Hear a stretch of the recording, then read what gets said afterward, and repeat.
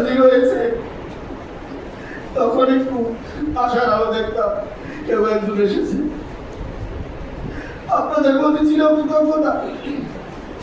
আমি 13 থেকে 14টি মামলা খেয়েছি। বিশেষ ক্ষমতা আইন বিস্ফোরক, বিচারপতি বাড়ি ভাঙচুর, অগ্নিসংযোগ সহ প্রায় 13 থেকে 14টি মামলায় আমি কারাগারে ছিলাম।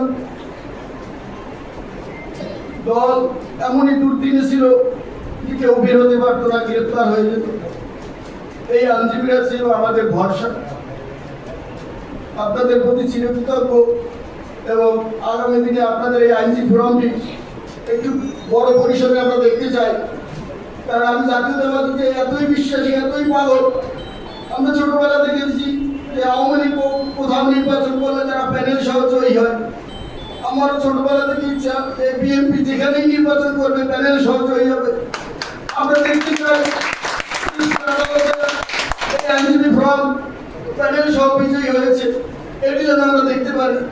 এই আশা আহ্বান ব্যক্ত রেখে আজকের মতো বিদায় নিচ্ছি। আল্লাহ হাফেজ।